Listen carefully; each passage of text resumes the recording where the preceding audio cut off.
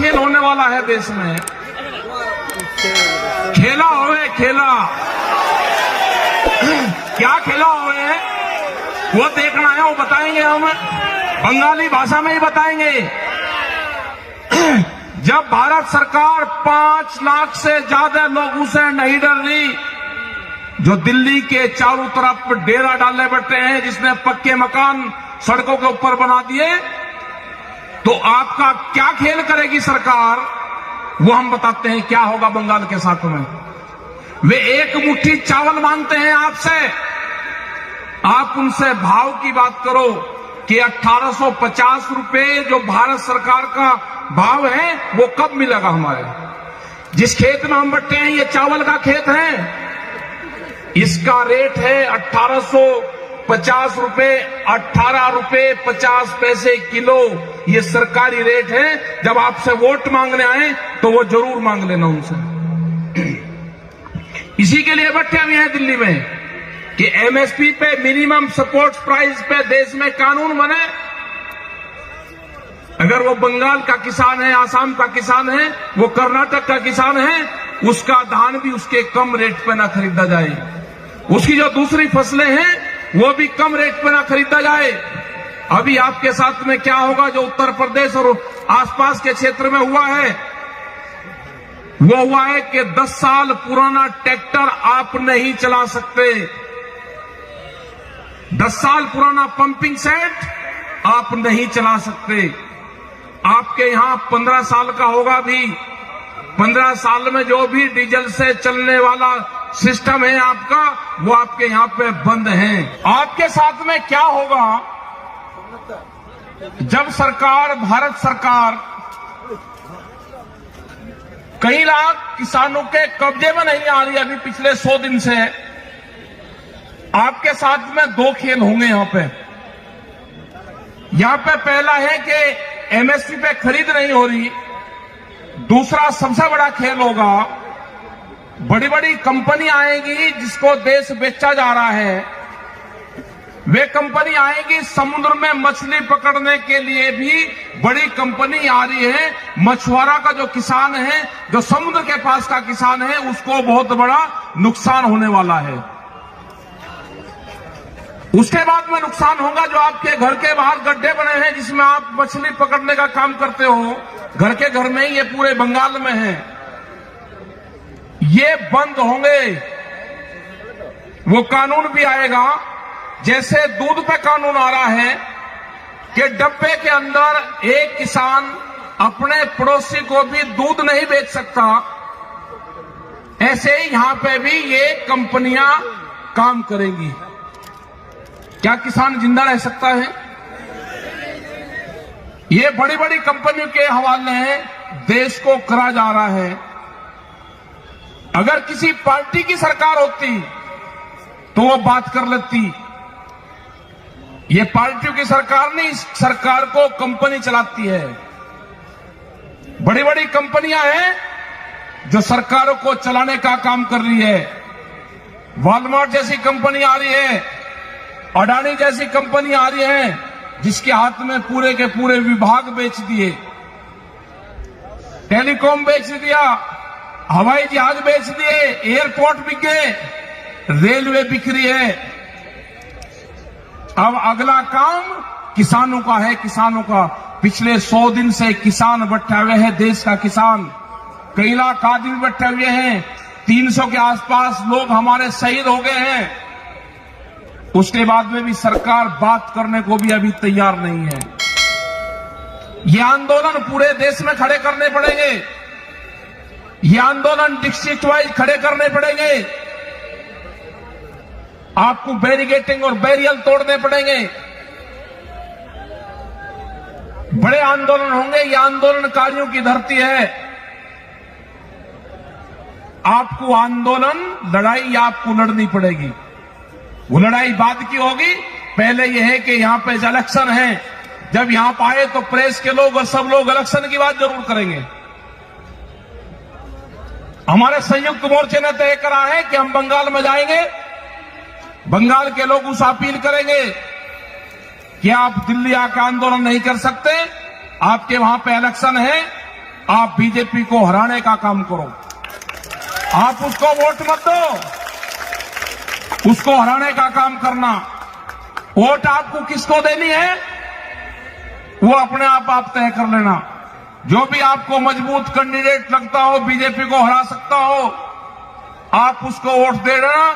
जो ये भगोड़े लोग हैं ना, जो अभी तक यहां पे मंत्री थे और फिर छोड़ के भाग गए, उनके सामने कर जा रहा। एक महिला यहां पे लड़ाई लड़ रही पूरे भारत सरकार से, उसको एक्सीडेंट करवा दिया, उसको हॉस्पिटल में डलवा दिया। आप देख लेना किसको आपको देना है वो। हम तो संघर्ष वहां पे करते रहेंगे। हमने कहा कि जब तक 3 बिल वापसी नहीं होंगे, किसान घर वापसी नहीं जाएगा। जब तक एमएसपी पे कानून नहीं बनेगा, किसान घर वापसी नहीं करेगा।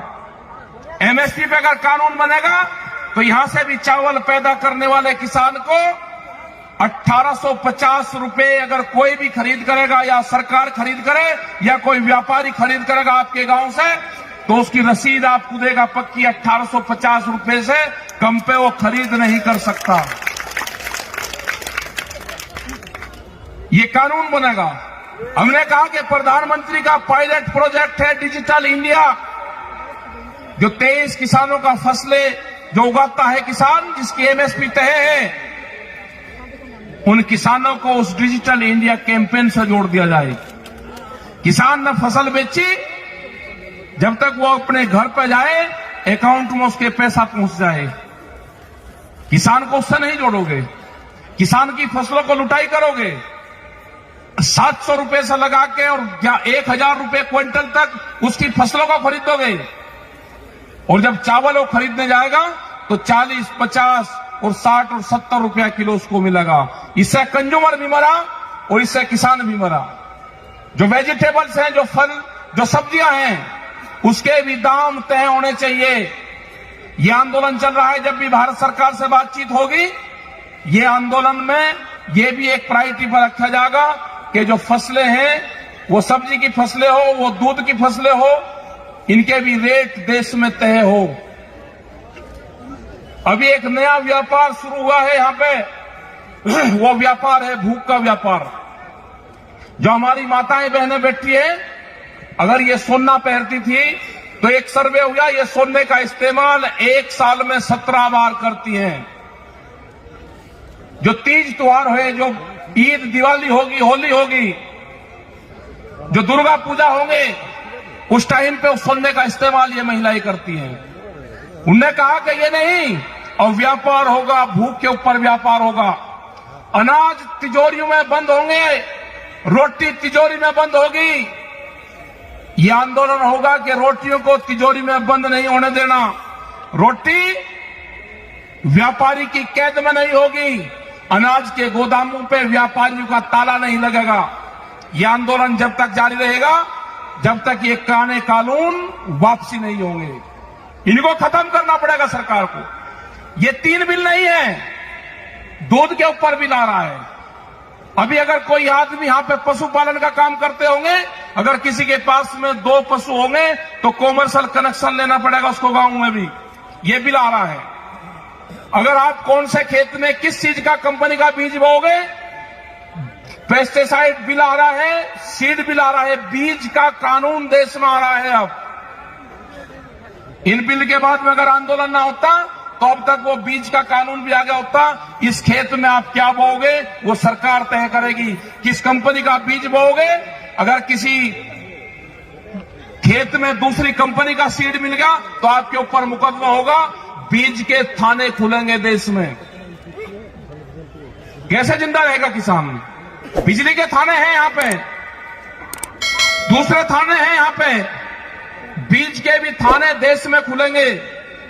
अगर किसी के पास में पंपिंग सेट है और वो 10 से 15 साल पुराना है, वो तोड़े जाएंगे, उस पर जुर्माना नहीं होगा। अगर ट्रैक्टर या कोई भी इक्विपमेंट खेत में या कहीं पे भी चलने वाला है, वे तोड़े जाएंगे, वे स्क्रैप में बिकेंगे। तो ये सारे कानून आ रहे हैं। अगर देश का किसान अब की बार इस आंदोलन से पीछे रहा तो ये देश की जनता हारेगी, देश का किसान हारेगा, देश का नौजवान हारेगा। ये लड़ाई जारी है। इस लड़ाई में सब लोगों को साथ देना चाहिए। रेलवे के कर्मचारी 2022 में अगले साल 4.5 लाख कर्मचारी हट जाएंगे। वॉलमार्ट जैसी कंपनी आ रही है, उसके पास में 10,000 पानी के जहाज हैं। उसका पहला यह है कि जो साप्ताहिक बाजार लगते हैं वे साप्ताहिक बाजार पूर्ण रूप से बंद होंगे। उसमें पूरे देश में 4.5 करोड़ लोग रोजगार पाते हैं, वो खत्म होंगे सारे के सारे। आगे है कानून, अगर कोई एक्सप्रेस वे निकल रहा है उसके 1 किलोमीटर के दोनों तरफ कोई भी कॉमर्शियल एक्टिविटी नहीं हो सकती। कोई भी अपना पान का खोखा, बीड़ी का खोखा, चाय का खोखा, पंचर लगाने की दुकान वो नहीं कर सकता। उसको लाइसेंस लेना पड़ेगा, जैसे पेट्रोल पंप का लाइसेंस मिलता है। ये भी कानून आ रहा है। तो करीब 40 से ज्यादा कानून अभी देश में इस तरह के आने वाले हैं, उससे देश नहीं बचने वाला, बर्बाद होगा पूर्ण रूप से। और ये सारी की सारी जमीनें हमारी कंपनियों के पास में जाएगी। यहां पर आएगी वो कंपनी और वो कहेगी कि 40,000 रुपए एकड़ का अगर रेट है तो वे 60,000 रुपए एकड़ आपको देंगे। तो किसान उसको तुरंत देगा और वो एग्रीमेंट होगा आपका 30 से 40 साल का।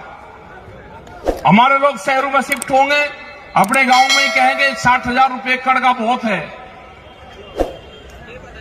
इन जमीनों में केमिकल डाला जाएगा, ये जमीनें बर्बाद होंगी। 50 से 70 साल के बाद में हिंदुस्तान में अगर ये कानून आते हैं तो कोई खेती लायक जमीन यहां पे नहीं रहेगी। यहां पे इंडस्ट्रीज लगनी है, उसके लिए सस्ता मजदूर चाहिए और मजदूर आवेगा गांव से, मजदूर आवेगा खेती से। ये इसलिए पूरा प्रोग्राम चल रहा है। और एक इस तरह का देश चाहिए था कि जिसकी जनसंख्या ज्यादा हो, वो मजदूरी का काम करे, उनको भोजन की जरूरत होगी तो दूसरे मुल्कों से भोजन उनके लिए आए, और आप 3 काम के लिए हिंदुस्तान का नौजवान और हिंदुस्तान की जनता रहेगी। खाने के लिए मार्केट, मजदूरी करने के लिए फैक्ट्री और वोट देने के लिए वोटर। आप सिर्फ 3 काम करोगे, चौथा काम आप नहीं कर सकते। तो इसलिए आंदोलन में आपको जुड़ना पड़ेगा। नौजवानों के हाथ में बड़ी ताकत है। आप सब नौजवानों को देश के खड़ा होना पड़ेगा, जुड़ना पड़ेगा। आपने इस टाइम तक बातचीत सुनी, आपका बहुत बहुत धन्यवाद। आप वोट मत देना उसको, वोट मत देना, संघर्ष करो। वोट नहीं देना उसको, संघर्ष आपको करना पड़ेगा। इनको यहां से बैरंग भगा दो दिल्ली में हम बैठे हुए हैं, इनकी तलाश में आए यहाँ पे। ये सरकार वहां से, दिल्ली सरकार 1.5 महीने से गायब है। पता चला कि बंगाल में गई, हमारे पूरे संयुक्त मोर्चे के लोग, राज्यपाल जी हैं हमारे लीडर यहाँ पर बैठे हुए हैं। हम आए हैं उनको तलाश करने, कहीं आपको मिले तो पकड़ के ये जरूर पूछ लेना उनसे। तो धन्यवाद। जय हिंद, जय बंगाल।